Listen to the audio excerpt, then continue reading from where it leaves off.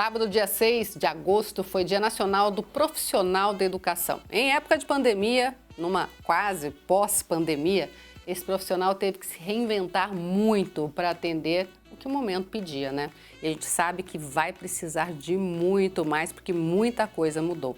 Para conversar sobre esse assunto, nós convidamos a diretora de Planejamento Acadêmico da Unicesumar, Tuine Darossi. Tudo bem, Tuine?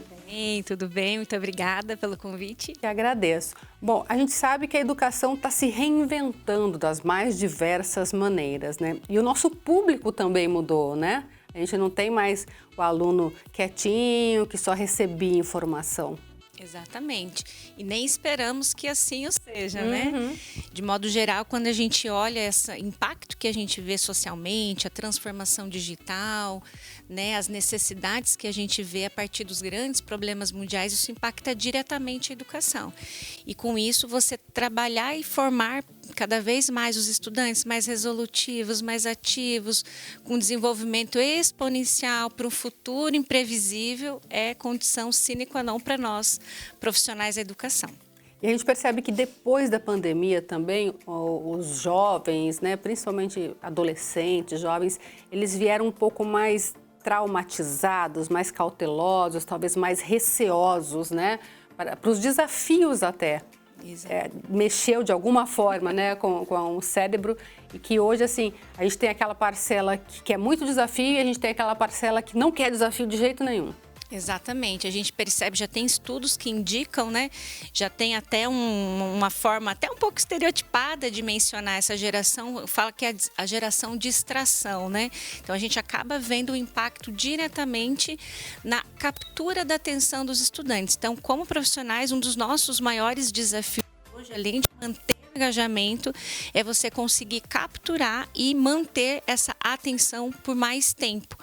Isso é decorrente, sim, dos grandes excessos de tela, já tem estudos mostrando isso, mas, ao mesmo tempo, esses mesmos estudos evidenciam que não é a tela em si que causa isso, mas a exigência que se tem a partir desses estímulos. Então, o nosso estudante ele está mais exigente se refere à atenção. Então, uma atividade um pouco mais tradicional, muito mais voltada apenas numa exposição, sem muita interação, atividade na massa, pode acabar levando esse estudante a se distanciar, a se desconectar por conta desses efeitos que ele recebe.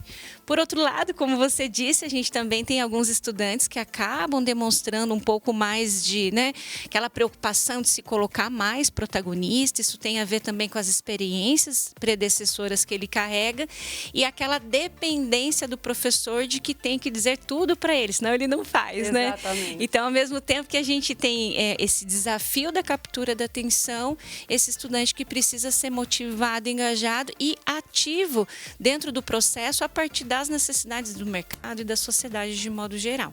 E aí haja reinvenção e criatividade, né? Haja reinvenção e criatividade. E a gente fala que, acredito muito, né? Você conhece um pouco do trabalho nosso. As metodologias ativas, as imersivas, as metodologias ágeis acabam ajudando esse estudante a desenvolver isso, justamente porque ele desenvolve um conjunto de outros valores, então, que não está só no conhecimento, mas também no comportamento. Então, ele acaba aprendendo a ter uma postura mais ativa, ele aprende a trabalhar em grupo, ele aprende a resolver um problema, ele aprende a liderar, mas ele aprende a ser liderado quando necessário. Então, isso tudo são competências que ele precisa desenvolver. E aí, haja criatividade, haja um conjunto de estratégia, haja recurso para esses professores conseguirem efetivamente garantir, né, essa apropriação do conhecimento. Aqui na Unicesumar tem muito treinamento, né, para professores, quer dizer, não é só saber o conteúdo e ir para a sala de aula com ele, né? Tem toda essa visão diferenciada, tem ciclo de aprendizagem, tem estudos sobre isso, né? Exatamente. Aqui na Unicesumar, né, por conta até desse acompanhamento dos perfis e das singularidades dos estudantes da contemporaneidade, o professor ele precisa estar em constante formação. E essa formação que ele faz vem justamente para atender esses novos perfis, né, e também com o avanço da própria ciência, da neurociência, dos estudos, das teorias da aprendizagem, porque o cérebro vai evoluindo, o jeito de aprender aprender muda.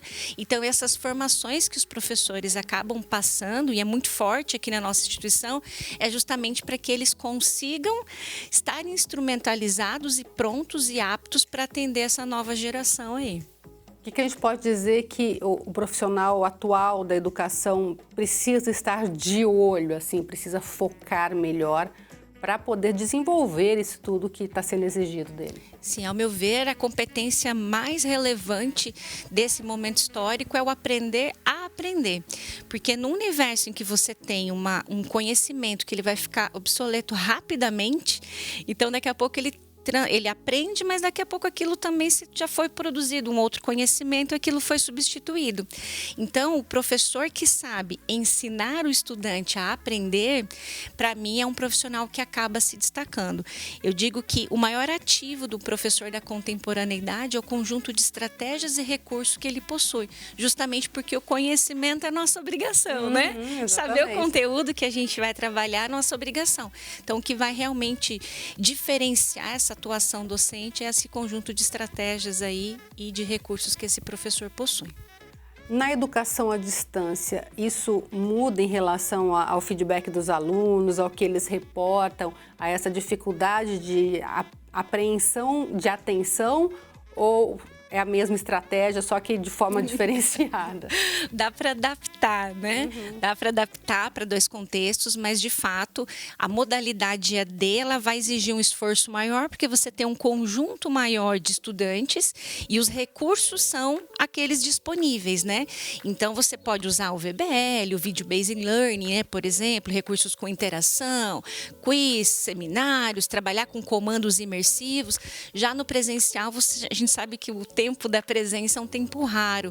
Então é importante você estar trabalhando em grupo, aproveitar aquilo que é essencial da natureza de cada modalidade para extrair o que é melhor para aquilo e realmente poder desenvolver. Mas sim, são estratégias e recursos que se diferenciam por conta da natureza da própria modalidade.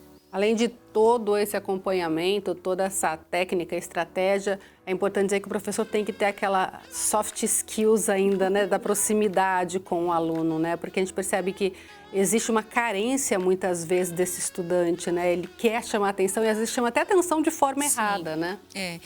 As soft skills, tanto como desenvolver no estudante, porque você não desenvolve no outro aquilo que você não é desenvolvido em si mesmo, né?